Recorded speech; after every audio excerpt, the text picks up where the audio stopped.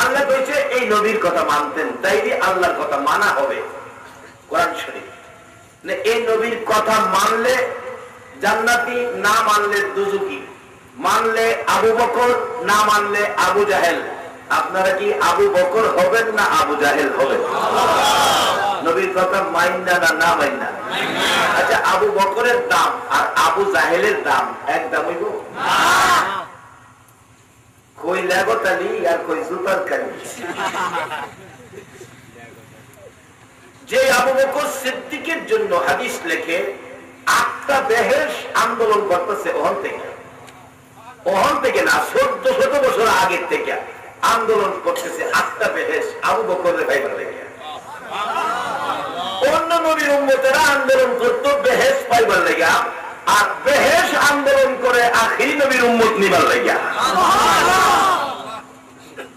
এই নবীর কথা মানলে, এই নবীর পক্ষ নিলে লাভ হবে না লস হবে? বলে হুজুর কিভাবে?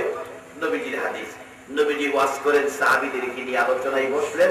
এমন সময় জিবরাইল এসে নবীজির কানের পরে মুখ লাগায় ডাকে, ইয়া রাসূলুল্লাহ, আপনাদের এই সাহাবীদের মধ্য থেকে একজন সাহাবীর জন্য 8টা বেহেশ আন্দোলন করতেছে। একদম পাগল হয়েছে, থামায় বান্দা। রাসূল কয়, বলো কি, আমার উম্মতের জন্য বেহেশ আন্দোলন করে নিবার লেগে এই ব্যক্তিটা কে? রাসূল বলেন, কে? ঠিক আমার দেখাই দাও তো। যার দিকে জিবরাইল আঙ্গুল ইশারা করছে কিতাব লেখে, উনি হলেন আবু বকর সিদ্দিক। আবু বকর কি নবীর কথা মানতেন? মা বাবার সাথে কি বেয়াদবি করতেন? আবু বকর জীবনী দেখেন, নবীজির কাছে বসতেন প্রায় সময়। একদিন রাত্রে গভীর আবু বকর সিদ্দিক নবীজির চেহারার দিকে তাকাইয়া থাকতে থাকতে আর যেন মনটা মানতেছে। যারা চিনে তারাই কিন্তু কিনে। মক্কা নগরীতে ঘটনাটা, ইয়া রাসূলুল্লাহ, আজকে আর বাড়িতে যাব না, আমার কালিমা না পড়াইলে এ বাড়িতে যাব না, আমার কালিমাটা পড়াই দেন। কালিমা পড়াইয়া আবু বকরকে মুসলমান বানাইয়া দিলেন, ইসলামের মধ্যে ঢুকাইয়া দিলেন। কিন্তু আবু বকর ওই দিন বাড়িতে যাইতে একটু রাত্র বেশি হয়ে গেছে, অন্য দিনের তুলনায় এদিন রাত্র বেশি। রাত্র যত বেশি হোক, সন্তান বাড়িতে না আসা পর্যন্ত একটা লোকের ঘুম হয় না। বলুন তো এই লোকটাকে? আওয়াজ করে বলুন, বড় ঘরে বলুন। একটা লোক শুধুমাত্র আছে, দরজা লাগায় না, ঘুম হয় না, এই লোকটা হলো মা। দরজায় গিয়ে দেখে মা দাঁড়ায় গেছে। আবু বকর, এত রাত তো তুমি কোনোদিন করো নাই, আমি মা দাঁড়ায় রইলাম, কেন বাবা এত দেরি হয়েছে? আবু বকর সিদ্দিক রাদিয়াল্লাহু তাআলা মুস্কি মুস্কি হাসে আর বলতেছেন, মা, আজকে আমি আখিরি নবীর হাত ধরে গো কালিমা পড়ে মুসলমান হয়েছি।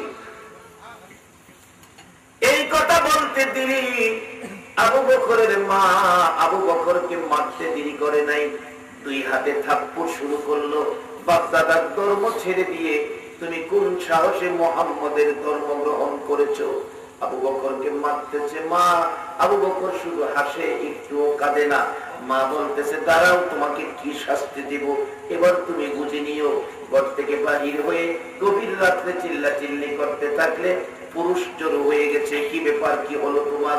তোমরা সকলে মিলে আমার ছেলে আবু বকরকে মারো, সে বাপদাদার ধর্ম ছেড়ে দিয়েছে। চারদিক থেকে পুরুষেরা এমন জোরে মারতে শুরু করলো, আবু বকরের সমস্ত শরীরে রক্ত জমাট হয়ে গেছে, এমনকি নাকের মুখ দিয়ে রক্ত বাহির হওয়া শুরু হয়েছে। আবু বকর জ্ঞান হারা হয়ে গেছে, তারপরেও মারতে ছিল। মা উপরে পড়ে ডাকতেছে, তোমরা আর মাইরো না, আমার আবু বকরের জ্ঞান থাকলে কালিমা আর জীবনে রাখবে না, জ্ঞানটা ফিরলেই কালিমা ছেড়ে দিবে। আবু বকরের মা উপরে পড়ে মার থেকে আবার রক্ষা করলেন, মার থেকে আবার বাঁচাইলেন। চারদিকের মানুষ আবু বকরকে মেরে সবাই বাড়িতে চলে গেল।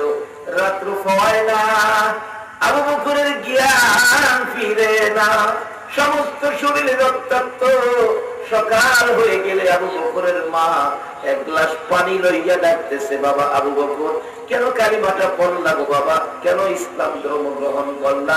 এই অপরাধে মায়ের তোমাকে দেওয়া হলো, তারপরও তুমি কালিমাটা ছাড়লা না। একটু পানি খাওয়া, তোমার খাওয়ার পর নিশ্চয়ই তোমার কলিজা শুকাইয়া গেছে। আবু বকর একবার মায়ের দিকে চাই, আবার পানির গ্লাসের দিকে চাই।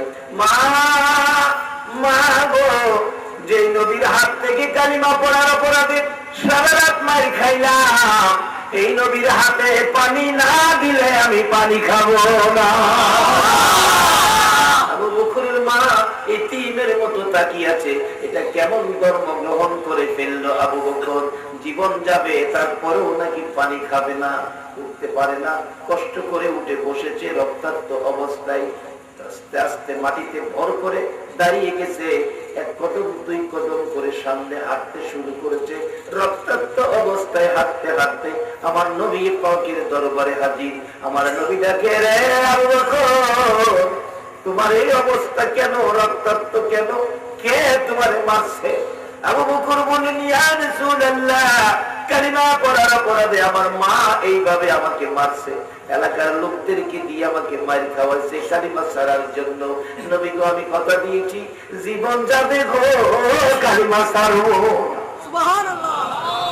আর নবী বলেন, এরে আবু বকর, মার খাইয়া রক্তাক্ত অবস্থায় আমার দরবারে এসেছো, তোমার কি উদ্দেশ্য?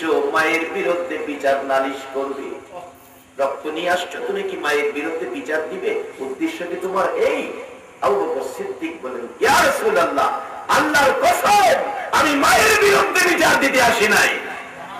আমার নবী বলেন, আবু বকর, আমি আল্লাহর কসম করে বলি, মায়ের বিরুদ্ধে বিচার আমার কোর্টে দেওয়া যাবে না। যদিও মা মুশরিকা, তারপর মায়ের বিরুদ্ধে বিচার নবী নেয় না। আর এখনকার দিনের যুবকগুলো মা বাবার খবরই না, পুরা মা বাবার খেদমত যুদ্ধের ময়দানে জিহাদের চাইতে বেশি নাকি? তুমি নামাজে দাঁড়াইছো, তোমার মা বাবা যদি অসুস্থ বুড়া মানুষ ডাক দিছে, আব্দুর রহমান, নির্দেশ হলো নামাজ ছেড়ে দিয়ে মা বাবার কথাই জবাব দাও। আজকে সেই মা বাবার দিকে লক্ষ্য নাই। বাবা, মা বাবারে যারা দুঃখ দিয়েছেন তাদের সব ইবাদত নষ্ট হয়ে গেছে। আল্লাহ, আল্লাহ রাসূলের দয়া আপনাদের পক্ষে থাকবে। নবীজি কি শিক্ষা দিলেন? আবু বকর, তোমার মা তোমাকে মারছে, এই ব্যাপারে আমার কিছু বলার নাই। আবু বকর সিদ্দিক বলতেছেন, ইয়া রাসূলুল্লাহ, আমি তো মায়ের বিরুদ্ধে বিচার দিতে আসি নাই, তবে একটা কথা বলবো। কি বলবি?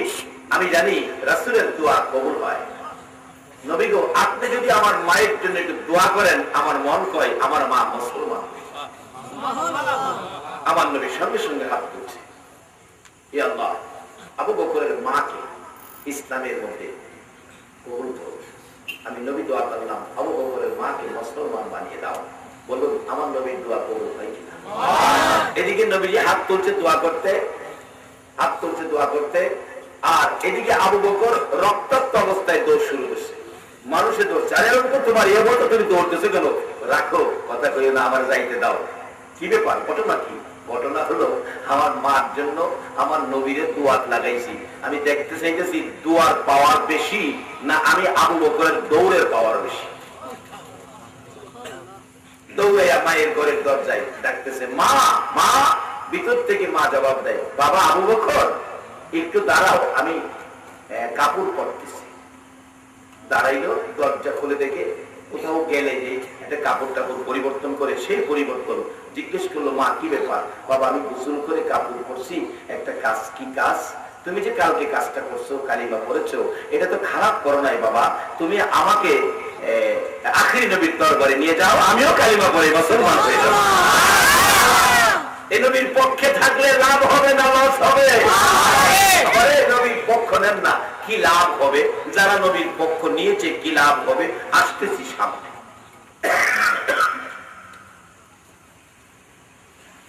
আবু বকর সিদ্দিক বুড়া মা দৌড়ে দৌড়ে নিতেছে।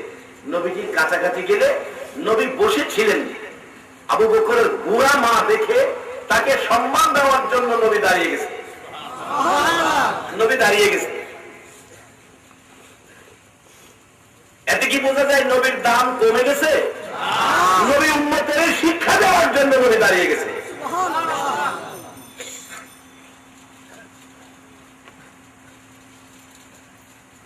আর ডাকতেছে, আবু বকর তোমার মা? জি হুজুর। এভাবে আমার কাছে কেন নিয়ে আসছো? হুজুর আপনার দোয়ায় আমার মা কালিমা পড়তে আসছে। আমার নবী ধমক দিলেন, এরে আবু বকর, তোর এই বুড়া মাকে ধরে ধরে কষ্ট করে কেন আমার কাছে নিয়ে আসছো? তোমার মা কালিমা পড়বে এই কথা আমাকে জানাইলে আমি রাসূল নিজে বাড়িতে যাইয়া কালিমাটা পড়ায় দিয়ে যেতাম। আবু বকরের মাকে কালিমা পড়াইতে রাসূল বাড়িতে গিয়ে, আর যেই মা আপনাকে আমাকে পেটে রাখছে 10 মাস 10 দিন কষ্ট করেছে, প্রসব ব্যথায় গলা কাটা মুরগির মতো লাগাইছে, তোমার আমার মতো একটা সন্তানের মা হইতে যাইয়া কত মা প্রসব ব্যথার যন্ত্রণায় সন্তানের মুখ দেখার আশায় দুনিয়াও সাইরা কবরে গেছে, যায় না? কত মা গলা কাটা মুরগির মতো ব্যথা যখন শুরু হয়েছে, প্রথম দিনের ব্যথা মা কারো কাছে কয় নাই লজ্জায়, দ্বিতীয় দিনের ব্যথা মা জিহ্বা কামড়াইয়া সহ্য করেছে, তৃতীয় দিনের ব্যথা গো মার আর সহ্য হয় না, একবার মাটিতে শুয়ে গেছে, আবার বিছানায় পড়ে গেছে, আবার কপালে থাপ্পড় মারছে, বুকের উপর থাপ্পড় মারছে। তোমরা কারা গো? কে কোথায় আছো? আমার শাশুড়ি মা কই গো? আমার প্রসব ব্যথা সহ্য হয় না, সন্তান প্রসবের এত ব্যথা গো আমি আগে জানি না। ঘরের ভিতর বসে বসে তোমার আমার মা চোখের পানি ছেড়ে ছেড়ে কাঁদতো। মুরব্বী মহিলারা ঘরের দরজা বন্ধ করে দিয়ে বলছে, মা মা তুমি বসো, পাগলামি করো না, সন্তানের মা হইতে এই কষ্ট আমরাও করছি। মা গো আল্লাহরে ডাকো, আল্লাহরে ডাকো। একটা চিৎকার মারতো তোমার আমার মা, প্রভু গো, ও আমার আল্লাহ, আল্লাহ গো ব্যথা সহ্য হয় না। আমার আল্লাহ ঘোষণা করে দিয়েছে, ফেরেশতারা রে, যেই মা প্রসব ব্যথার যন্ত্রণায় আমার আল্লাহ আল্লাহ কইয়া ডাক দেয় রে, এক একটা ডাকের বিনিময় এক একটা কবুল হজের নেকি আমি দান করে দিলাম। আল্লাহ যদি আপনার আমার মায়ের প্রসব ব্যথার যন্ত্রণার বিনিময় এক এক ডাকে এক একটা কবুল হজের নেকি দেয়, আমাদের জন্য যে মা বাবা কষ্ট করলো, আমরা জীবনে মা বাবার জন্য কি করলাম? আমরা কি করলাম?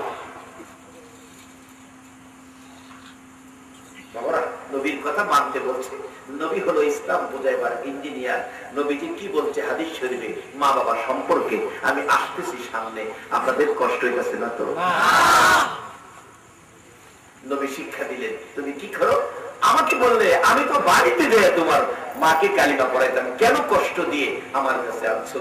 এবার আবু বকরের ভাষ্য হলো, ইয়া রাসূলুল্লাহ আমি তো বলি নাই মাকে, মা ইচ্ছা করে বলছে তুমি আমাকে মুহাম্মদুর রাসূলুল্লাহ সাল্লাল্লাহু আলাইহি সাল্লামের দরবারে নিয়ে যাও, আমি রাসূলকে একটা নজর দেখবো। বলুন, রাসূলকে দেখতে পারলেও ভাগ্য ভালো হবে না খারাপ হবে? আরে এক নজর দেখে ভাগ্য ভালো হয়েছে মা খাদিজা, এক নজর দেখে ভাগ্য ভালো হয়েছে মা খাদিজা। কি পরিমাণ ভালো! এর চেয়ে ভালো ভাগ্য মনে পৃথিবীতে আর কারো নাই। কিভাবে ভালো? নবীজির বয়স 25 বছরের পৌঁছে নাই, কিন্তু নবীজির সুনাম, ও যুবক তোমাদের বয়স যখন নবী ছিল, নবীজির আচার আচরণ, চাল চলন, কথাবার্তা, স্বভাব চরিত্র কি যে অসাধারণ, যার কোনো তুলনা নাই। এই প্রকাশ যখন সারা মক্কায় ছড়ে গেল, একটা যুবক এত ভালো, মা খাদিজা অনেক ধনাঢ্য ব্যক্তি, ব্যবসা বাণিজ্য অনেক, বেড়া বকরি দুম্বা অনেক, উনি বললেন তাহলে এই যুবকটা আমার ব্যবসার ফার্মে যদি চাকরি দেওয়া যায় তো মনে হয় ভালো হইতো। খবর পাঠাইলে নবীজির তো বাবা নাই, চাচা আবু তালিব নবীজিকে নিয়ে রওনা হলেন। খাদিজার বাড়ির সামনে গেলেই কে যেন বলতেছেন, খাদিজা দেখা যাও একটা ব্যক্তি আইছে দেখবার মতো। খাদিজা ভাইরা একটা নজর তাকায়া দেখে, হায় হায়, এই কি সেই যুবক যাকে আমি তালাশ করতেছিলাম? ডাক দিলেন, এদিকে আসেন আবু তালিব, আপনি? হ্যাঁ। এ কি আপনার ভাতিজা? হ্যাঁ। তার নামে কি যা শুনতেছিলাম সেই ব্যক্তি? হ্যাঁ। হায় হায়, এক নজর দেখে মা খাদিজা সবকিছু ফাইসালা হয়ে গেছে। জিজ্ঞেস করলো, এই সুন্দর তোমার ভাতিজা? যা শুনলাম চেহারায় সবই তো পাওয়া যায়। তাহলে এটা কাজ করো, তোমার ভাতিজাকে যদি আমার ব্যবসার ম্যানেজার বানাইতে চাই, লেখাপড়া দরকার। তোমার ভাতিজার লেখাপড়া কি? আবু তালিব চোখের পানি ছেড়ে দিছে। খাদিজা, লেখাপড়া কে করাবে? আমার ভাতিজা দুনিয়াতে এসে বাবার মুখ দেখে নেয়, বাবা বলে ডাক দেওয়ার সুযোগ আমার ভাতিজা। 6 বছরও পুরা হয় নাই, মাও হারাম। এই এতিম ভাতিজাটাকে কে লেখাপড়া করাবে? আমার জানা মতে কোন স্কুল কলেজ মাদ্রাসায় আমার ভাতিজা লেখাপড়া করে নাই। তাহলে তাদের দৃষ্টিতে নবীর লেখাপড়া নাই। আপনারা কি করেন? নবীর লেখাপড়া আছে? আল্লাহু আকবার বলুন। তাদের দৃষ্টিতে নবী লেখাপড়া জানে না। নবীজিকে উম্মতের শিক্ষক বলা হয়েছে। শিক্ষা যদি নবীর না থাকে, শিক্ষক কিভাবে হইব? আসলে নবী এমন এক ভার্সিটিতে লেখাপড়া করেছে, যে ভার্সিটিটা মক্কা নগরীতে। ভার্সিটিটার নাম হলো জামালে নূর। ভার্সিটিটার নাম কি? জামালে নূর। যে ভার্সিটির ছাত্র একজন, শিক্ষক একজন। ছাত্র হলো মুহাম্মাদুর রাসূলুল্লাহ, শিক্ষক হলো লা ইলাহা ইল্লাল্লাহ। আয়াত তাকবীর, আয়াত ইসলাম, আয়াত মদিনা। এই ভার্সিটিতে আর কারো ভর্তি নাই, একজনেই ভর্তি।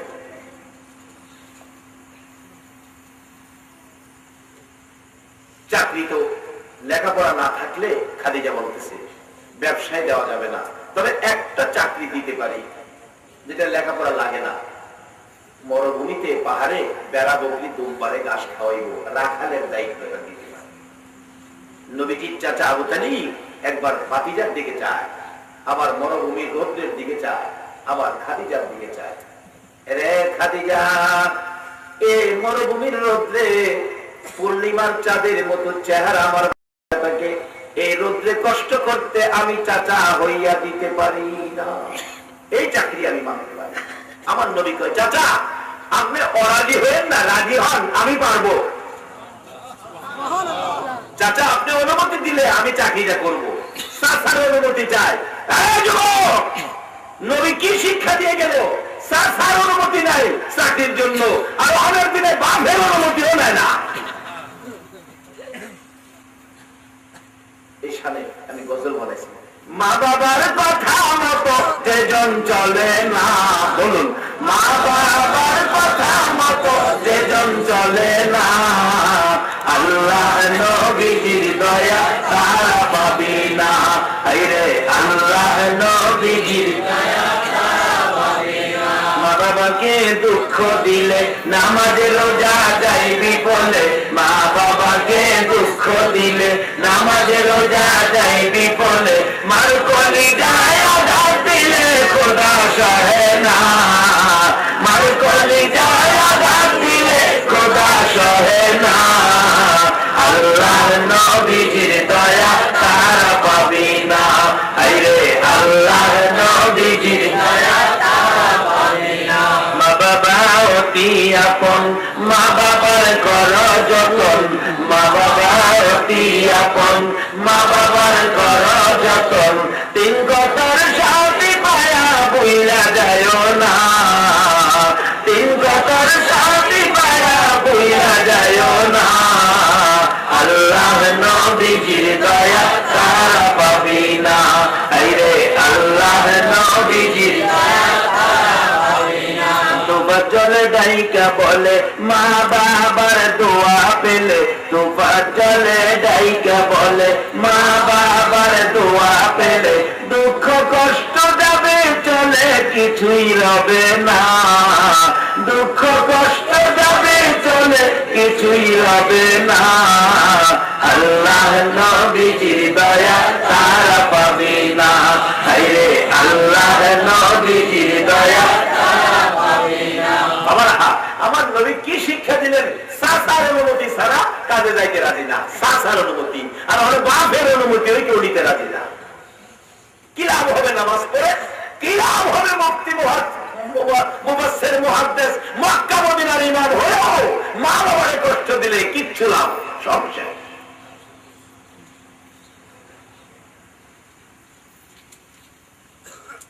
কোরআন শরীফে আল্লাহ মা বাবার ওয়াজ করে, অথচ আল্লাহর মা বাবা নাই। হাদিস শরীফে নবী মা বাবার ওয়াজ করে, অথচ বাবাকে একটা নজর কোনোদিন দেখে নাই, পুরাপুরি বয়স পর্যন্ত মা কেউ পায় নাই, তারপর নবী মা বাবার ওয়াজ করে, আল্লাহ নিজে মা বাবার ওয়াজ করে। তাহলে বোঝা গেল এটা বড় গুরুত্বপূর্ণ জিনিস। ও যুবক ভাইরা, বাবারে আজকে মা বাবার দিকে একটু নজর দাও। রাসূল বলেছে যার বাবা জীবিত তার বেহেশতের একটা দরজা খোলা, তার মা জীবিত তার বেহেশতের দুইটা দরজা। মা বাবার দিকে কেউ যদি মায়ার নজরে একটা নজর তাকায়, মা কইয়া থাকবে মা তুমি তো গো মা আমাকে যে 10 মাস 10 দিন পেটে রাখছো, বাবা তুমি তো আমার সেই বাবা, মাতার ঘাম পাতায় পালাইয়া রোজগার করে আমাকে লালন পালন করেছো। এইভাবে যারা ডাক দিবে, রাসূল বলছে এই মায়ার নজরে তাকায়া এর একটা ডাকে একটা কবুল 7টা উমরা হজের নেকি পাওয়া। আমাদের মক্কা মদিনায় গেলেন, টাকা পয়সায় বেজাল থাকলে মক্কা মদিনার হজ কবুল হইতে পারে, নাও হতে পারে, কিন্তু মা বাবার চেহারার হজ 100% কবুল।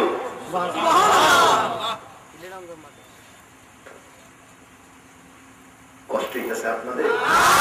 আসলে আমি পুরাপুরি সুস্থ হইতে পারছি না, তো একটু কষ্ট হইতেছে, নিজেরও বুঝতেছেন আওয়াজের উপর। যাই হোক, ছেলেরা বড় কষ্ট করে মাহফিলটা দ্বিতীয়বার আয়োজন করেছে, বিধায় কষ্ট হলেও উপস্থিত হয়েছি। তবে 7 ছাড়ছি না তো, 7 তারিখ আছে, কখনো 7 আছে, 7-এর মধ্যে 7 আছে না, 7 ছাড়ছি না।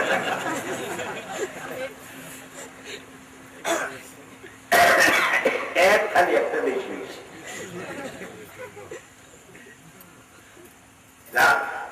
একের পরে যাওই দিব, এক ছাড়তে নাই, একের পরে যা দিব খালি মারবো, কি কারণ?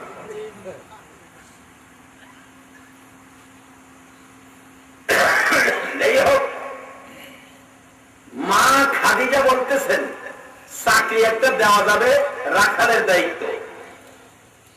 চাচা রাজি না, নবীজি কয় চাচা আমি পারবো, যেটা পারে এটা কি না কইরা না কইয়া কি ভিতরে গোপন রাখতে পারবো?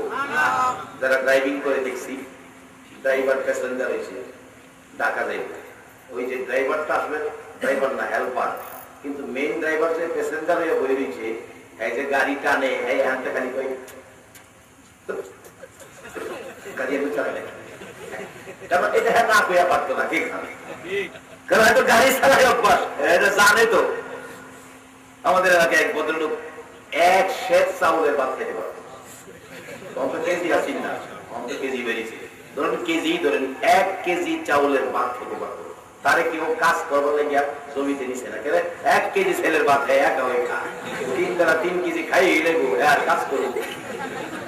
হ্যাঁ, যেদিন বিয়া করাইবো, বড় ভাই কইতাছে এই শুন, তুই তো 1 কেজি ছেলের ভাত খাস, আজকে গেলাম ভাত কমায় খাইস, আর একটু সাবধানে চলিস, আমার কথা ছাড়া কাজ করিস না, আমি যা করবো তা করবে, আর খাওয়ার সামনে বেশি দিলে ওই ভাইয়ের বেশি খাইস না, আজকে কিছু খাইস কিছু ফেরত দিস। যখন জামাই সামনে ডিশ সাজাইয়া, বড় ডিশ পোলাও ভর্তি, আস্তা মুরুখ উপরে দিয়া, সালাদ চারদিকে দিয়া সুন্দর করে সাজাইয়া সামনে দিছে, হ্যাঁ হাত না ধুয়ে ওই খাইছে। বড় ভাই কইতেছে তো ভাই কি কর, আমি এই খাইয়া আরো খাইতাম,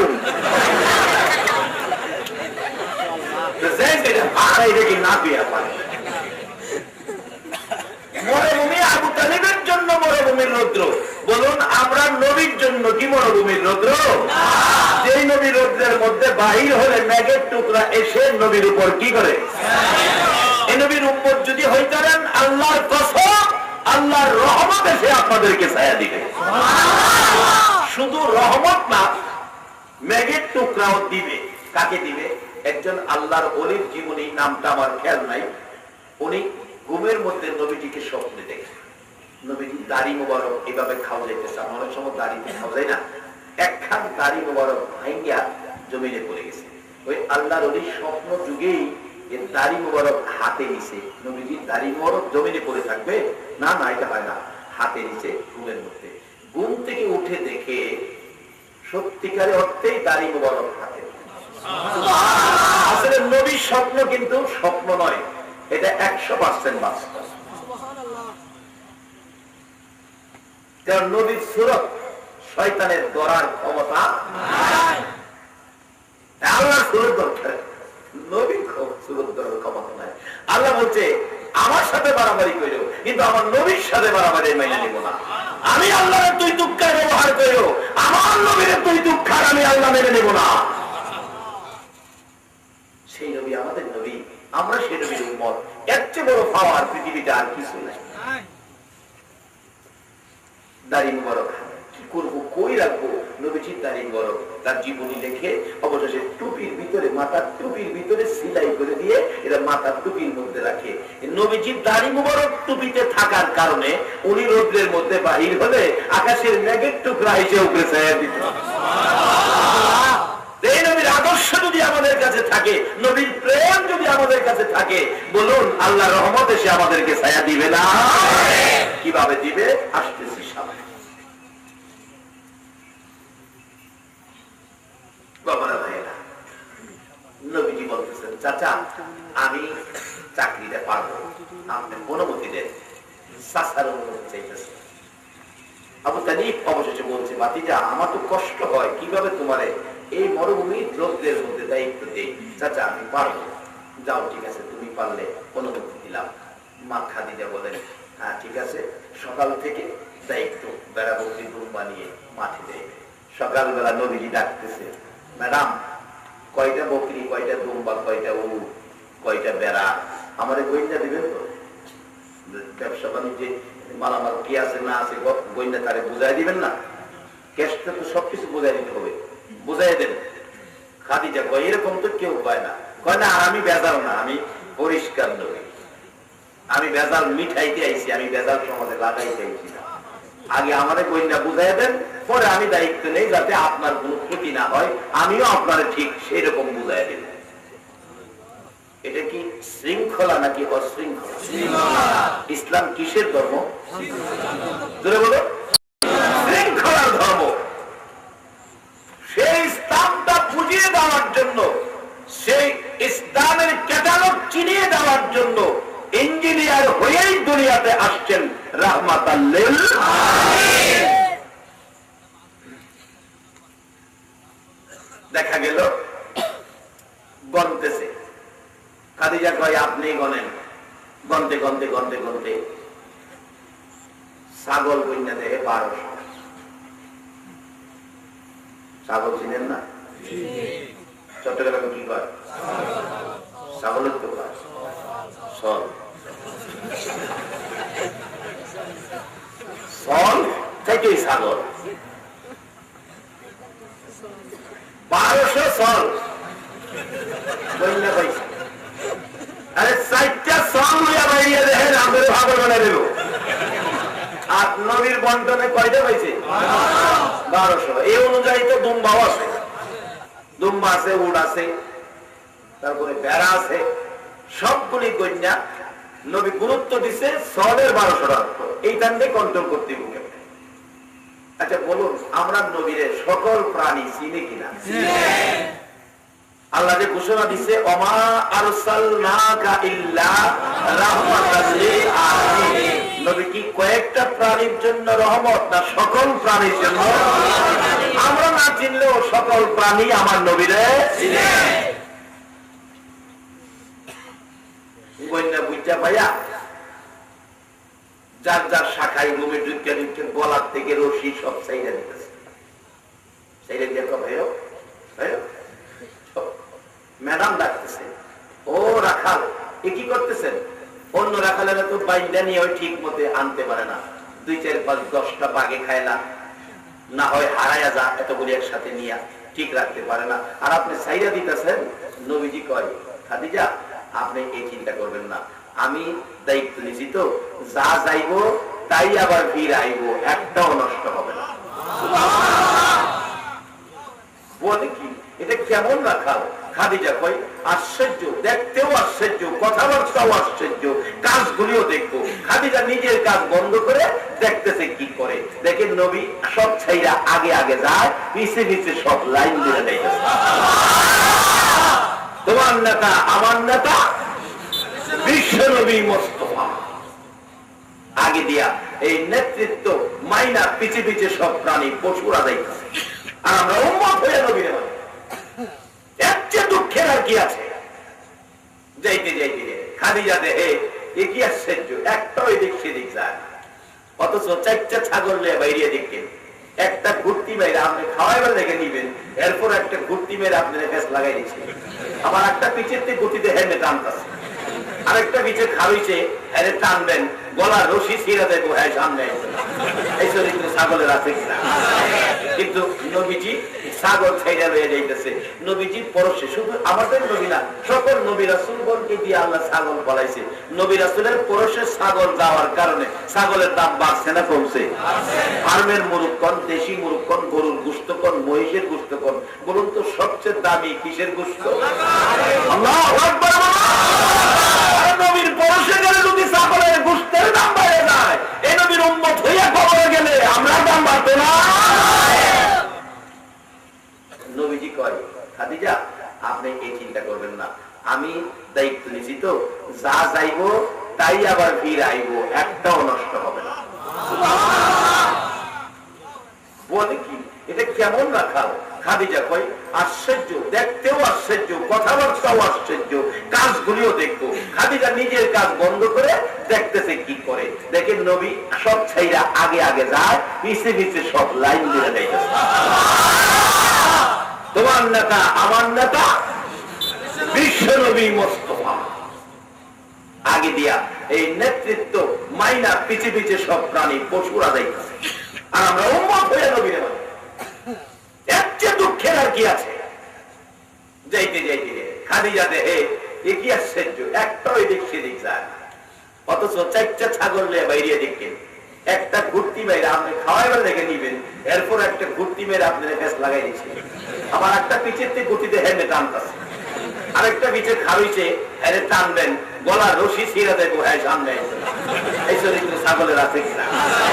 কিন্তু নবীজি ছাগল ছেড়ে রয়ে যাইতেছে, নবীজি পরশে, শুধু আমাদের নবী না, সকল নবী রাসূলগণকে দিয়ে আল্লাহ ছাগল বলাইছে। নবী রাসূলের পরশে ছাগল যাওয়ার কারণে ছাগলের দাম বাড়ছে না কমছে? ফার্মের মুরগ কোন, দেশি মুরগ কোন, গরুর গোশত কোন, মহিষের গোশত কোন, বলুন তো সবচেয়ে দামি কিসের গোশত? আল্লাহু আকবার। নবীর পরশে গেলে যদি ছাগলের গোশতের দাম বেড়ে যায়, এই নবীর উম্মত হইয়া কবরে গেলে আমরা দাম বাড়তো না?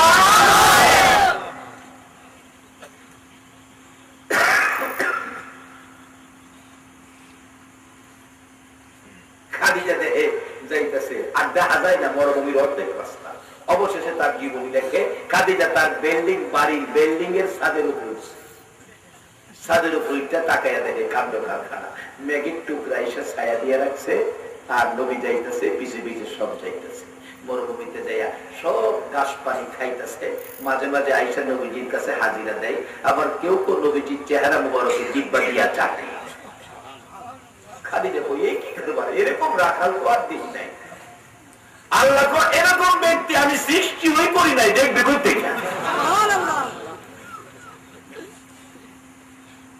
মানে আমরা না কোন নবী আমাদের মতো। আল্লাহ বলছে আমি এরকম আর সৃষ্টি হই করি নাই, আমি হলাম রাব্বুল আলামিন, আর আমার এই নবী হলো রাহমাতুল লিল আলামিন। এই ঘোষণা আর কোন নবী রাসূলের শানে দেওয়া। আপনি কোন সাহসে বলেন নবী আমার মতো? লজ্জা করে না?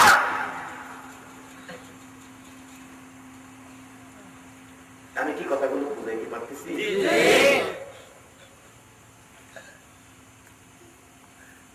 বিকালবেলা সব বেড়া বকরি নিয়ে বাড়িতে এসে বলতেছি, ম্যাডাম আপনার জিনিস সব ঠিক আছে কিনা গইনা আপনি বুঝাল। খাদিজা কই, ঠিক মতো আইছে? আমি বুঝাল, আপনারা কি করেন, ঠিক মতো আইছে কিনা সব? তবু খাদিজা বলে গইনা দেখে একটাও বেশ কম হয়েছে। পরের দিন আবার যাইতেছে, দেখতেছে খাদিজা বিল্ডিং এর ছাদের দেখে নবীজি মরুভূমিতে পাহাড়ের কিনারে একটা পাথরের উপর এইভাবে হাতটা দেখে একটু ঘুমাইছে, উপরে মেঘের টুকরা। আজকে এটা দেখতে দেখতে এসেছি, ট্রেনের থেকে দেখি ফেনি পার হইয়া কিছু দূর আইনি তো পাহাড় শুরু হয়, দেখি পাহাড়ের উপরে মেঘের টুকরা ছায়ারা যে পড়ছে সুন্দর দেখা যায়। তখন মনে হইল এভাবেই বুঝি নবীজির উপরে মেঘের টুকরা ছায়া। ছায়াটা কষ্ট দেখা দেয় পাহাড়ে। কিন্তু প্রচন্ড গরম, বেশি গরম হলে কিন্তু ঘরের ভিতরে গরম করে, ফ্যানের বাতাসও গরম লাগে। দেখ গরমের মধ্যে তো ম্যাগের টুকরা ছায়া উপরে দিয়ে রাখছে, এরপরও নবীর বুঝি গরম দেখে খাদিজা বড় বড় অজগর সাপ এসে নবীজির কাছে ফনা ধরে, মাথাটা ফনা ধরে তাল পাতার পাখার মতো করে নবীজিকে বাতাস করে। খাদিজা ডাকতেছে, এটা কেমন রাখাল গো, এই রাখাল তো জীবনে আর কোনোদিন দেখি নাই, বেড়া বকরি দুম্বা নষ্ট হয় নাই, সাপ এসে বাতাস করে, মেঘের টুকরা ছায়া দেয়। বাড়িতে আসার পর ডাকতেছে, ও রাখাল মোহাম্মদ, তুমি কেমন রাখালের দায়িত্ব নিলা? আমার একটা বেড়া বকরি দুম্বা বাগে খায় না, এই বনে কি পাহাড়ে কি জঙ্গলায় কি বাঘ ছিল না? আমার নবীটাকে, ও খাদিজা, বাঘ আছে গো, আমার রাখালিয়াতের আওতায় যারা থাকবে এই পরিচয় পাওয়ার পর জঙ্গলার বাঘ গড়ার সাহস পায় না। নবীর রাখালিয়াতের আওতায় থাকলে বেড়াবকে দুম্বাকে যদি বাঘে না ধরে, নবীর উম্মত হইলে কি বাঘে ধরতে পারবে? এই নবীর উম্মতের পরিচয় যদি দিতে পারো গো, জঙ্গলার বাঘও তোমাকে ধরবে না, ইজ্জত করবে। তার বাস্তব আমার নবীর একজন সাহাবার জীবনী, নৌকা দিয়ে যাচ্ছে নদী পথে, ঘূর্ণিঝড় এসে নৌকাটা ভেঙে টুকরা টুকরা করে দিল। সবগুলো মানুষ নদী গর্ভে বিলীন হয়ে গেলেন, মৃত্যুবরণ করলেন। শুধু নবীর সাহাবীটা একটা কাঠের টুকরাই ধরে সাঁতার কাটতে কাটতে কিনারে উঠে কইতেছে, আল্লাহ সবাই বললো আমি তো বাঁচলাম। জেহেনে খালিয়া কইতাছে আমি বাঁচলাম, এটা হলো আফ্রিকার জঙ্গলা, আমাদের সুন্দরবনের মতো ভাগ ভাল্লুকের জঙ্গলা, যেখানে মানুষ খাওয়ার প্রাণী থাকে, মানুষ বলতে কোনো প্রাণী এখানে বাঁচলাম কইয়া সারতে পারে না। এই দেহে নাহের মধ্যে বাঘের গন্ধ, বাঘও দেহে মানুষের গন্ধ, কারণ বাঘে তো নাকের মাধ্যমে শিকারের খবর নেয়। নাকি বাঘের মোবাইলের বার্তা আছে, বার্তা গিয়ে কয়ে আমার একটা রিং লাগান তো, মানুষ কই আছে খবর লই, এরকম শুনছেন কেউ? নাকের মধ্যেই বার্তা, দেখে নাকে মানুষের গন্ধ, হায় হায় মানুষের গন্ধ। ঘুম থেকে উঠে চায়া দেখে নদীর পারে খালি দিছে, কই মাশাআল্লাহ, খাইয়া পানি খাইয়া হাত মুখ দিয়ে শুরু একবারে এই নিয়তে আইতাছে। তার পিছনে ভিড়ে দেখে বাবা রে বাবা, জঙ্গলার বাঘ, চোখ গুলিয়ে বড় বড় আগুনের মতো লাল, মুস কি আরে ভাই গালের বউ এত বড় মুস, যে আইতাছে আমার তো রেহাই দিবে না। অবশেষে নিজের নিজে সান্ত্বনা দিচ্ছে, চিন্তা করিস না, আমাদের তো একটা পরিচয় আছে, আমরা আখেরি নবীর উম্মত। ও ভাই আমার দিকে আসতেছো, আমারে খাইবা বুঝি না, আমার পরিচয় জানো আমি কে? আমি আখেরি নবীর উম্মত। যেই নবী না হইলে তোমার সৃষ্টি হইত না। তারপর বাঘ আসতেছে, আবার বলবো আমার পরিচয়টা বুঝতে পারলি না? আমি তো আখেরি নবীর গোলাম, আমি নবীর গোলামি করেছি, নবীর গোলামের গায়ে হাত দিস না। তারপরও ভাগ আসতেই আছে, কাছাকাছি এসে গেলে নবীর সাহাবীটা বাঘটার ভয়ে কাঁপতে কাঁপতে জমিনে বসে গেছে।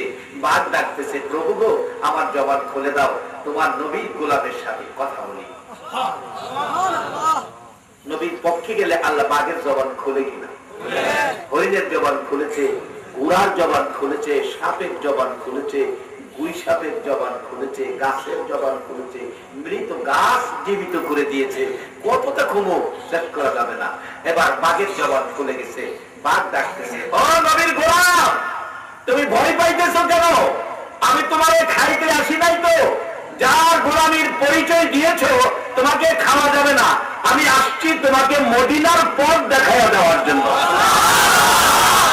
এই সামনে আমি গজল বানাইছি, কমনি বাঘ ডাকছে, নবীজির গোলামের, নবীজির গোলামের কোনো চিন্তা নাই, চলো নবীজির জান্নাতে মদিনাতে যাই, চলো নবীজির জান্নাতে মদিনাতে যাই। কে কে যাবে মদিনায়, মদিনাতে যাও রে নবী উম্মতের ভাই, কে কে যাবে মদিনায়, মদিনাতে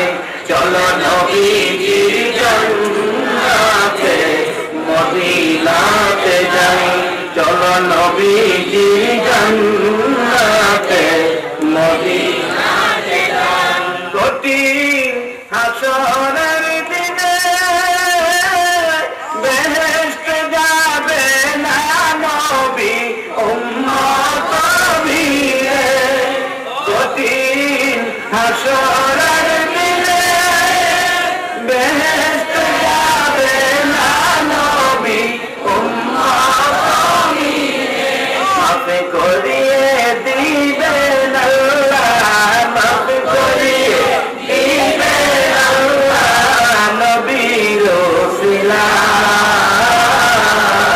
চলো নবীজির জান্নাতে মদিনাতে যাই চলো নবীজির জান্নাতে মদিনাতে যাই নাম বলতেছে নবীর গোলাম ভয় পেও না আমি তোমাকে খাইতে আসি নাই আমি তোমাকে মদিনার পথ দেখাইয়া বাল্যগুলো হিংস্র প্রাণীগুলো মানুষ দেখে যারা মানুষ খাবে তারা দৌড়ায় আসতেছে এই ভাগটা তার বাসায় জঙ্গলার মধ্যে ঘোষণা দিতেছে জঙ্গলার বাগেরা রে হিংস্র প্রাণীরা রে এই লোকটার দিকে তোমরা আইসো না পরিচয় জানো নি কাকে নিয়ে আমি রওনা হয়েছি যেই নবীর ভালোবাসায় কুল কায়নাত যেই নবীর কারণে তোমাদের সৃষ্টি ওই নবীর গোলাম লইয়া আমি রওনা হয়েছি সাবধান করে দিলাম এদিকে আইসো না আর চোখে তাকাইও না নবীর সাহাবী বলেন বাগের মুখ থেকে ওই জঙ্গলার বাসায় আওয়াজ হওয়ার পর যে ভাগগুলো যেখান থেকে আসছিল সেখানে ব্রেক আর একটু 1 ইঞ্চি সামনে বাড়ে না শুধু আমার বাগটাই মাঝখান দিয়ে চলছে এমন দেখেন আমাদের দেশে এরকম পরিবেশ হয় কোন মন্ত্রী গাড়ি আসতে চট্টগ্রাম শহরে দেখবেন আগে 7 জন পুলিশ হোন্ডা দিয়া বাঁশি দিয়া সংকেত দেয় সব সাইড আবার মন্ত্রীর গাড়ির আগে একটা পুলিশের গাড়ি থাকে জানালার ফাঁকে দিয়া 2টা লাঠি বাড়ি গিরা দেয় একটা গাড়ি চলবে সব গাড়ি সাইড করে ব্রেক করে রাখবে কিন্তু জঙ্গলাতেও এই পরিবেশ হলো একটা গাড়ি চলছে সব সাইড আমি বলবো শুধু দুনিয়ার জঙ্গলায় দুনিয়াতে নয় এই নবীর উম্মতের পরিচয় যদি নিয়ে যেতে পারেন হাসরের জমিন যেদিন কায়েম হবে আদম আলাইহিস সালাম থেকে শুরু করে ঈসা আলাইহিস সালাম পর্যন্ত সকল নবী রাসূলের উম্মতেরা যেদিন ময়দানে দাঁড়িয়ে থাকবে আদাত উপরে সূর্যের তাপে মাটি তামা হয়ে আগুন জ্বলতে থাকবে ওই দিন সর্বপ্রথম ঘোষণা হবে আমার আখিরি নবীর উম্মতের গাড়িগুলো আগে জান্নাতে পাঠাও সবাই তাকিয়ে থাকবে আপনারা আগে জান্নাতে যাবেন কিন্তু শর্ত হলো পরিচয় থাকতে হবে আখিরি নবী বলতেছিলাম যে নবীর উম্মতের পরিচয় পাইলে যে নবীর গোলামের পরিচয় পাইলে বাগে না খায়া পথ দেখায়া মদিনায় নেয় আর অনন্ত মাশাআল্লাহ মশাই পাইলে আপনারা ছাড়ে না মশাই ছাড়ে কারেন্ট না থাকলে জামা কাপড় খুলে একটু শুয়া দেখছেন মশাই কি খুশি আপনার কাছে গান গাই ও আমার বোনের বন্ধু গো সুস্থ ঘুমাও গো ও বন্ধু গুনগুনা গুনগুন ঘুমাও গো গুন আমি কিছুক্ষণের মধ্যে ইঞ্জেকশন বাউ করতে করে কিনা এই ব্যবস্থা না আপনাদের চট্টগ্রামে মশাই কামড় দেয় না আমরা মশাই পাইলে ছাড়ে না আর যার পরিচয় বাঘে খায় না এই নবীর আদর্শ এই নবীর পক্ষে যাইতে রাজি আছেন বলতেছিলাম মা খাদিজা পক্ষ নিয়েছে দেখুন না খাদিজার ভাগ্যটা কি হয়েছে লম্বা হয়ে যেতেছে আলোচনা আপনাদের কষ্ট হয়ে যাচ্ছে না তো এবার মা খাদিজা দেখে হাই হাই কি অবস্থা বাড়িতে আসার পরে বলে এবার ও রাখাল তোমাকে আর মরুভূমিতে দিব না আমার ব্যবসার দায়িত্ব দাও শুধু এখানে ওয়াজ করলে 1 রাতের দরকার আমি সংক্ষেপ করছি মেন কথাগুলো বলছি মা খাদিজা বলেন আমি তোমার পক্ষ বুঝে ফেলেছি তুমি কে চিনে ফেলেছি আর মরুভূমিতে যেতে দিব না ব্যবসার দায়িত্ব যে নবী ব্যবসায়ী ঢুকছে বলুন ব্যবসায়ী লাভ হইব না লস হইব কম হইব না বেশি খাদিজা এই অবস্থা দেখে একদিন তার বংশের লোকদেরকে ডাকছে আমি আর সহ্য করতে পারতেছি না তোমরা আমাকে এই যুবক মুহাম্মদের কাছে বিবাহ দিয়ে দাও তার বংশের গার্জিয়ানরা বলে এ খাদিজা তুমি কি পাগল নাকি যার কিছুই নাই মা নাই বাবা নাই ঘর বাড়ি নাই ধন সম্পদ নাই ব্যবসা বাণিজ্য নাই বেড়া বকরি দুম্বা উট ব্যবসার মালামাল নগদ টাকা বলতে কিছুই নাই তার কাছে তোমাকে বিবাহ দিব তুমি পাগল হতে পারো আমরা পাগল না খাদিজা বলেন ও আমার বংশের গার্জিয়ানেরা মুরব্বীরা আমাকে যদি পাগল বলে ফেলো আমি তো আসলে পাগল হয়ে গেছি মুরব্বীরা মুহাম্মদের কিছু নাই বলে যদি আমার আমাকে বিবাহ দিতে রাজি না হও, আমার হাতে কলম দাও, আমার হাতে কাগজ দাও, আমি খাদিজার যা কিছু আছে ধন সম্পদ বাড়িঘর টাকা পয়সা ব্যবসার মালামাল নগদ পয়সা বেড়া বকরি দুম্বা উট সহ আমার বাড়িঘর সহ এমনকি আমি খাদিজার জীবন জৈবন সহ সব আমি মুহাম্মদকে দান করে দিলাম। এবার আমি খাদিজা গরিব হলাম, নবী মুহাম্মদকে ধনী বানাইলাম। বলো আমি গরিব খাদিজাকে ধনী মুহাম্মদের কাছে বিবাহ দিবানি? গার্জিয়ানেরা পয়েন্টে বেশি করে গেছে, না দিয়ে তো পাচ্ছি না, যে কাজ করছো অন্তত তুমি গরিব, ইনি তো ধনী। বিবাহ দিলেন, খাদিজা নবীর পক্ষ নিলেন, কালিমা পড়লেন, মুসলমান হইলেন। ও মা বোনেরা, খাদিজা সব কিছু নবীর ভালোবাসায় দিয়ে নবীর পক্ষ নেওয়ার কারণে আমার আল্লাহ তো খাদিজার পক্ষে হয়ে গেছে। কিভাবে হলো আসুন বাস্তবতায় যাই। যেদিন খাদিজা দুনিয়ার থেকে বিদায় হবে, আমার নবীর কাছে বসে বসে কাঁদতেছে আর ডাকতেছে, আল্লাহর নবী গো, আমি খাদিজা আমার কয় আর দুনিয়ায় থাকবো না। ও আল্লাহর বন্ধু, আমি যদি বিদায় হয়ে যাই, আমি তো আপনাকে সব দিয়ে ফেলেছি, ভালোবাসা দিয়েছি, জীবন জৈবন দিয়েছি, ধন সম্পদ টাকা পয়সা বেড়া বকরি দুম্বা ব্যবসার মালামাল ক্যাশ করতে যা ছিল সব আপনাকে দিয়েছি। আপনি আমাকে তিনটা জিনিস দিবেন কিনা বলেন? কি তিনটা জিনিস? এক নাম্বার জিনিস হলো আমি খাদিজার মৃত্যু হলে আপনার একটা পাঞ্জাবি দিয়ে আমার কাফন পরাবেন। আমার নবী বলে, রে খাদিজা, তুমি আমার জন্য সব দিয়েছো, কথা দিলাম আমি একটা পাঞ্জাবি মুবারক তোমাকে দিব। ওদের আরেকটা জিনিস দিতে হবে। কি জিনিস? আমাকে যে কবরে শোয়াবেন, আমি শুইবার আগে গো আপনি নবী একটু কবরে শুয়ে আসবেন। বলুন, যে কবরে নবী শুয়ে আসবে কবরটা কেমন হয়ে যাবে বলুন? যে কবরে নবী শুয়ে আসবো এই কবরটা কি দুজুক হইব না বেহেশত হইব? কি দাবিগুলি করতেছে দেখে।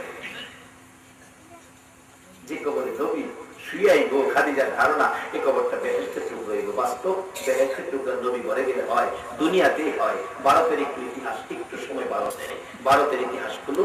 ডক্টর শিব শক্তি নামে একজন হিন্দু, মহা একজন হিন্দু ঠাকুর ছিলেন। 70 লক্ষ হিন্দু যারে দেবতার মতো পূজা করত। কিন্তু একদিন নবীজি ডক্টর শিব শক্তির ঘরে গিয়ে ঢুকছে স্বপ্নে, যা ডাকতেছে, ডক্টর শিব শক্তি, এত জ্ঞান অর্জন করছো, আমি রাসূল তো তোমাকে কালিমা পড়াই যাইছি, তুমি কি কালিমাটা পড়বা? ডক্টর শিব শক্তি নবীরে দেখ ক্যা আর কি মানে, ইয়া রাসূলুল্লাহ আপনারে পাই কই, আপনি আমার ঘরে আইছেন, এখন আমারে কালিমা পড়াইয়া মুসলমান বানায়। সুবহানাল্লাহ। ডক্টর শিব শক্তি কালিমা পড়ে মুসলমান। অন্যদিন সকালবেলা ঘুম থেকে উঠে সূর্যের পূজা করত, গাছের পূজা, তুলসী পূজা, আগুনের পূজা। কিন্তু এই দিন ঘুমের তো ইচ্ছা করতে বাইরে না, খালি ঘরে ভিতরে ঘুরে। কি শান্তি যে ঘরে নবী এসে গেছে। 9টা বেজে গেছে, ঘরতে বাইরে না, বাথরুমের পূজাও করে না। একটা বাথরুম পূজা আছে না, যেমন লাগে না বাথরুম, সেদিন বাথরুমও যায় না। বিবি সাহেবকে ব্যাপার কি, ঠাকুর কি আজকাল ঠাকুর হয়ে গেল, কোনো কিছু করলো না। উনি নাস্তা টাস্তা রেডি করে দরজায় গিয়ে ডাকছে, ঠাকুর মশাই, দরজা খোলেন। খুলছে, কি ব্যাপার আজকে সব ছেড়ে দিলেন, ঘটনা কি? বিবি, তুমি কি টের পাও নাই ঘরের দরজায় পাড়া দিয়ে কি ঘটনায় ঘরে বসে রয়েছি? বিবি চোখটা ঘুরাইয়া ঘুরাইয়া কয়, স্বামী গো, আমার মন বলে গো এই ঘরটা যেন একটা রহমতের বাগান হয়ে রয়েছে। বিবি, বিবি গো, তুমি কি টের পাও নাই কেন ঘর থেকে বাইরে হয় নাই? বিবি বলেন, স্বামী গো, তোমার ঘর সাক্ষী দেয়, আজকে মনে হয় এই ঘরে কোন মহান অতিথি আসছিল। এবার বলতেছে ডক্টর শিব শক্তি, বিবি গো, রাহমাতাল লিল আলামিন নবী এসে আমারে কালিমা পড়াইয়া মুসলমান বানাইয়া গেছে। বিবি, আমার কপাল ধন্য গো, আমি রাহমাতাল লিল আলামিন নবীর হাতে কালিমা পড়ে ইসলাম ধর্ম গ্রহণ করে ফেলেছি, আমি মুসলমান হয়ে গেছি। বিবি, আমার কপাল ভালো, নসিব ভালো, তাই নাকি? তাহলে এবার নাস্তা নিয়ে আসছি, নাস্তা খান। ডক্টর শিব শক্তি ডাকতেছে, বিবি গো, আমি তো মুসলমান, কালিমা পড়েছি, আর তুমি হইলা হিন্দু, তোমার হাতের নাস্তা তো আমি খাইতে পারি না। বিবি, না, আজ থেকে আমার ক্ষমা করে দিও, তোমার হাতের নাস্তা আমি আর খাবো না। বিবি ডাকতেছে, স্বামী গো, এতদিনের মহব্বত কিছুক্ষণের মধ্যে ভেঙে দিও না, খাও বা না খাও, আজকে যখন তৈরি করে নিয়ে আসছি আজকের নাস্তাটা খাও। রুটির মধ্যে বাজি তরকারি লাগাইয়া স্বামীর মুখে দিতে চাইতেছে। স্বামী ডক্টর শিব শক্তি মুখের মধ্যে তালা লাগাইছে।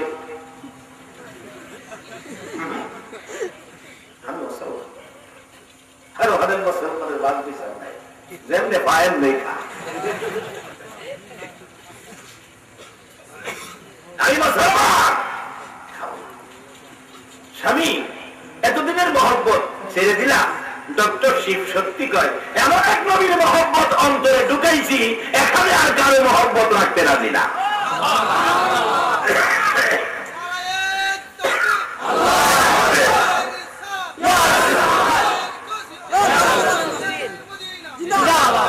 স্বামী একটু রুটি তরকারিটা লাগাই দিয়েছি, একটু রুটি মুখের মধ্যে দিয়ে, এটা ইসলাম।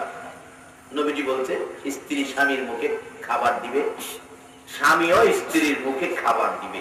এই জন্য যদি এইভাবে একজন একজনের মুখে তুইলা খাবার দেয়, বলুন মহব্বত পারবো না কমবো? ইসলাম হলো শান্তির ধর্ম, তো শান্তির ধর্ম, বরকতের ধর্ম, এই শিক্ষা রাসূল দিছে। কিন্তু ইসলামের কিছু মাত্র পরশ, এরপরে তাদের মধ্যে পরিবর্তন হয়ে গেছে।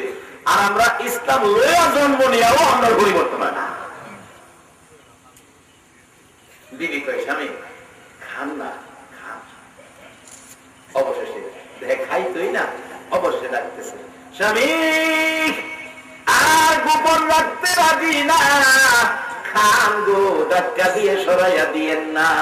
যেই রাত্রে, যেই সময়, যেই মুহূর্তে আমার নবী আপনারে কালিমা পড়াইয়া মুসলমান বানাইছে গো, যাওয়ার পথে আমার কালিমা পড়াইয়া গেছে।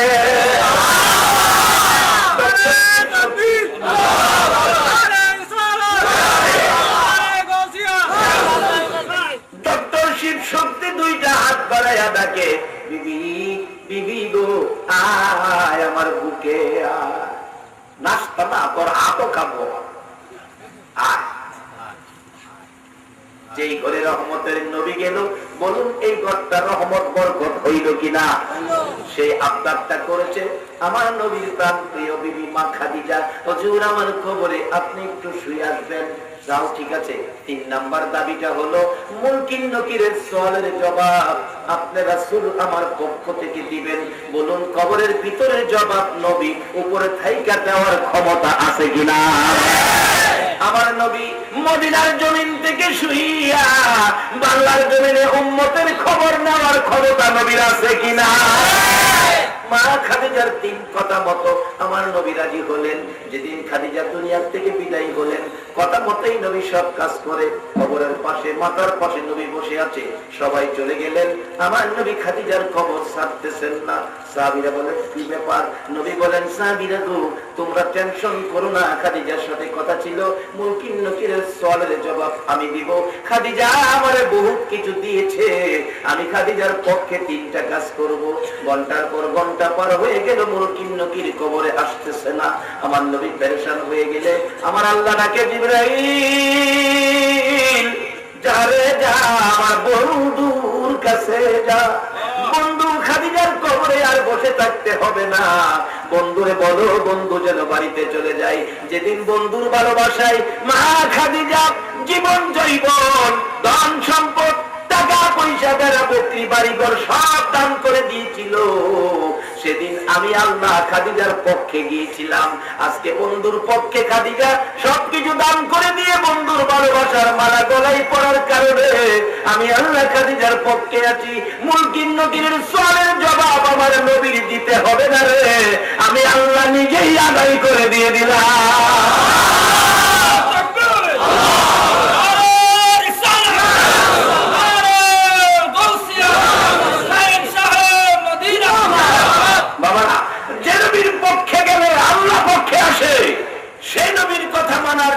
আল্লাহ বলেছে সেই নবীর কথা মানতে আপনারা রাজি আছেন? এইবার কোন আপনার কি আছে?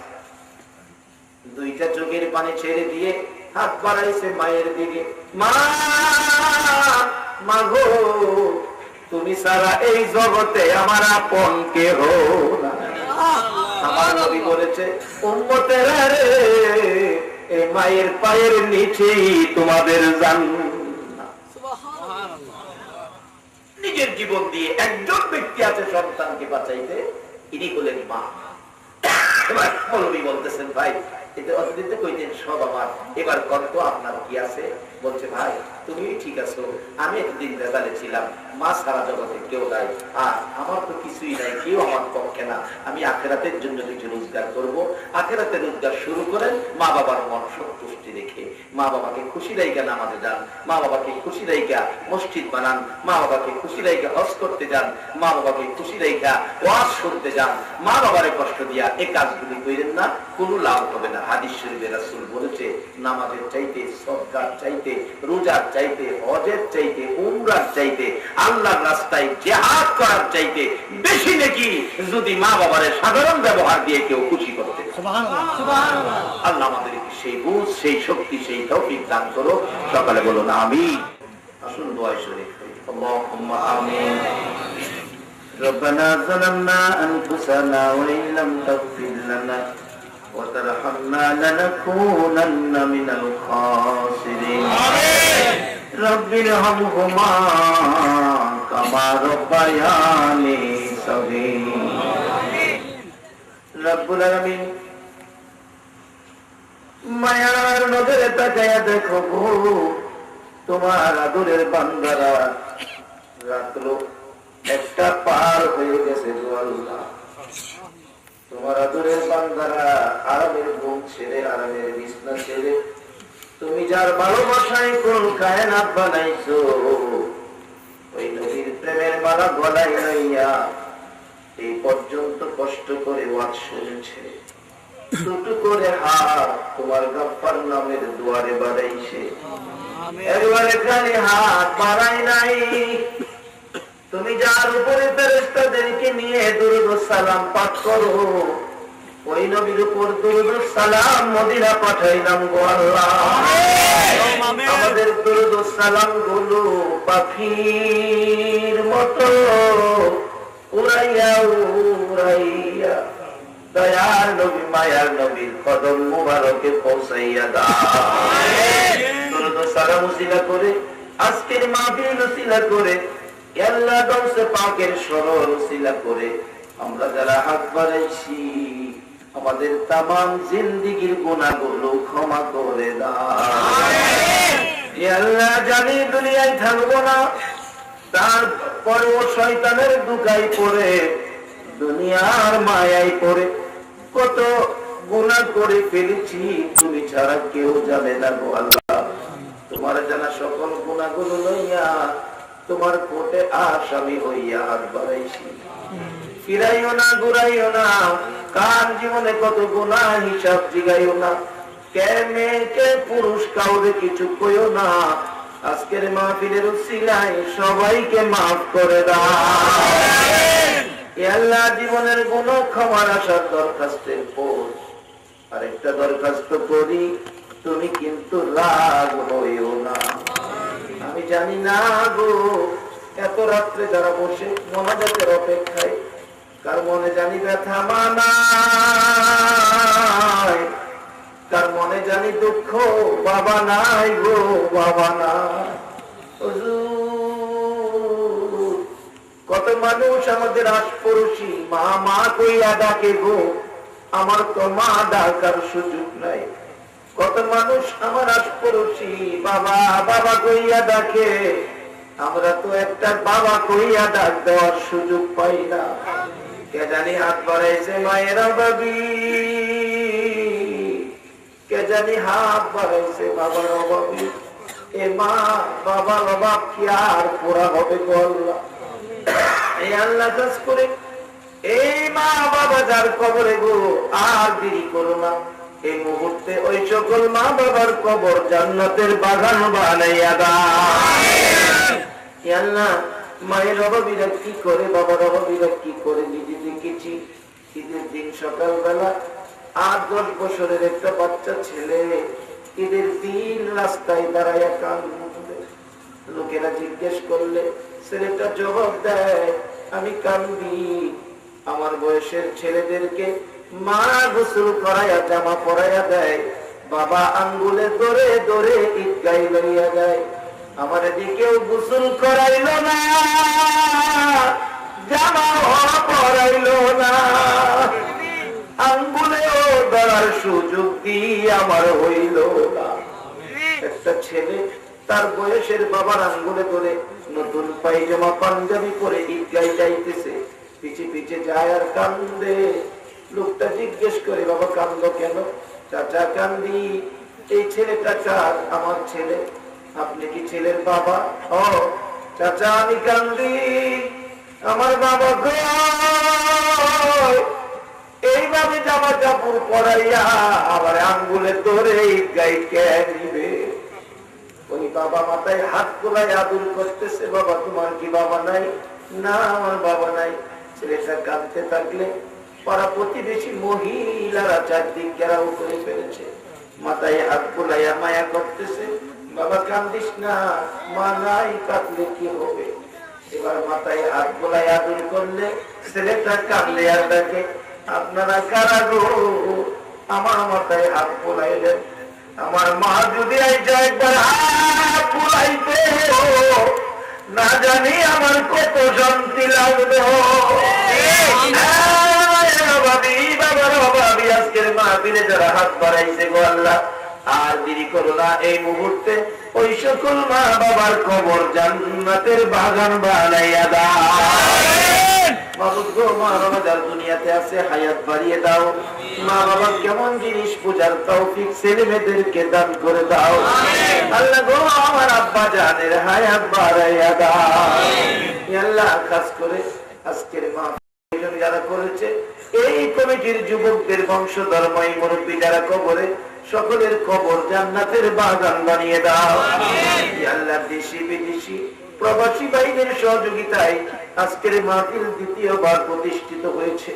আল্লাহ গো যাদের সাহায্য সহযোগিতায় মাহফিল আবার হয়েছে, তাদের বংশধর যারা কবরে, সবাইকে তুমি মাফ করে দাও।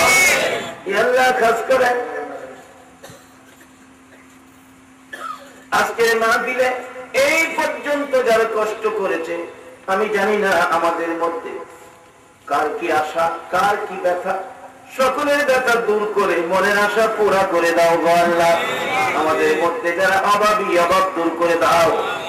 যারা বিমারি, বিমার সেবা করে দাও। আমি নিজেও বিমারি, বিমার সেবা করে দাও গো আল্লাহ। যারা নামাজি, নামাজ কবুল করে দাও। যারা নামাজ পড়ে না, নামাজের বুঝ দান করে দাও। আল্লাহ যারা ব্যবসা করে, ব্যবসায় বরকত দাও। যারা চাকরি করে, পদোন্নতি দান করে দাও।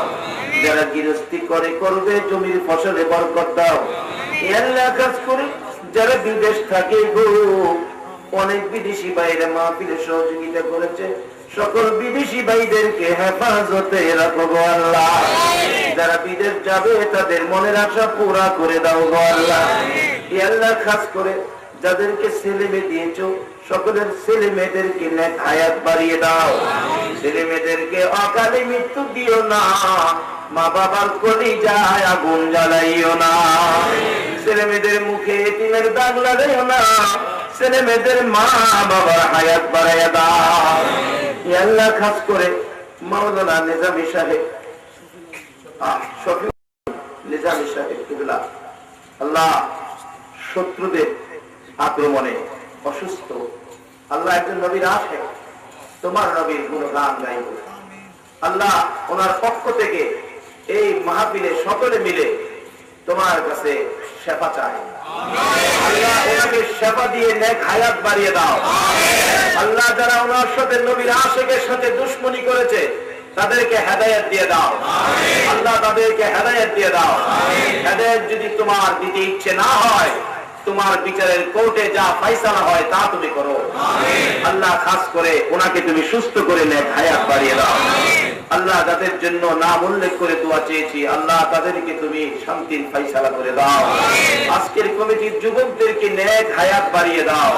প্রত্যেক বছর এই মাহফিলটা যেন সুন্দরভাবে করতে পারে সেই তৌফিক দিয়ে দাও। এই মাহফিলে যারা দূর দূরান্ত থেকে আসছে, আসবে, সাহায্য সহযোগিতা করেছে, করবে, সকলকে তুমি কাল কিয়ামতে নবীর গুদারায় উঠাইয়া ফুলসিরাতের ফুল পার করে দিও। হে আল্লাহ, তোমার কাছে শেষ দরখাস্ত, আজকের মাহফিলের কষ্টের বিনিময় আর কিছু দাও বা না দাও, আমার নবীরে একদিন ঘুমের ঘরে স্বপ্নে দেখাইয়া দাও। নবীজিকে স্বপ্নে না দেখাইয়া আমাদের কারো গায়ে সাদা পোশাক পরাইও না। আল্লাহ, মাহফিল শেষে যারা যেখানে যাবে সহি সালামতে পৌঁছাইয়া দিও। আল্লাহ, মা বোনেরা ওয়াজ শুনেছে, মা বোনদেরকে রাবিয়া মুসলির মতো বানিয়ে দাও। কিয়ামতে খাতুনে জান্নাত ফাতেমাতুল জাহরার সাথে হাসর করে দিও।